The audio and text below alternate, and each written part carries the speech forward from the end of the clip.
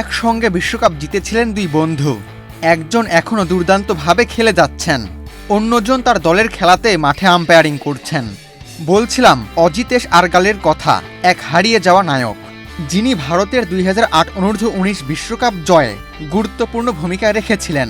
ফাইনালে হয়েছিলেন ম্যাচ ছেড়া। বিরাট কোহলির দলের অন্যতম গুরুত্বপূর্ণ অস্ত্র ছিলেন। Gold's Gym across 30+ countries. With over 700+ locations worldwide. Train anywhere, belong everywhere.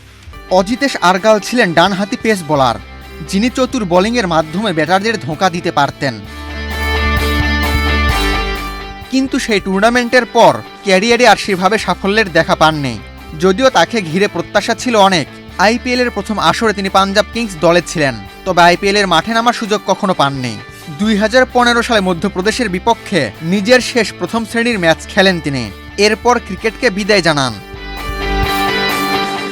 অবসরের পর ক্রীড়া কোটায় আয়কর বিভাগে ইন্সপেক্টর হিসেবে নিয়োগ পান। কিন্তু অজিতেশ আরগালের ভাগ্যে ক্রিকেটই লেখা ছিল। সরকারি কর্মচারীর দায়িত্ব পালন করলেও ক্রিকেট ভুলতে পারেননি। 2023 সালে ভারতীয় ক্রিকেট বোর্ডের আয়োজিত আম্পায়ারিং পরীক্ষায় উত্তীর্ণ হন। এরপর বিভিন্ন ঘরোয়া ক্রিকেটে আম্পায়ারিংয়ের দায়িত্ব পালন করার পর 2026 সালে অবশেষে আইপিএলে মাঠের আম্পায়ারিংয়ের সুযোগ পান। একসময়ে বিরাট কোহলির সতীর্থ এখন তারই দল রয়্যাল চ্যালেঞ্জার্স বেঙ্গালুরুর ম্যাচে আম্পায়ারিংয়ের দায়িত্ব পালন করেন।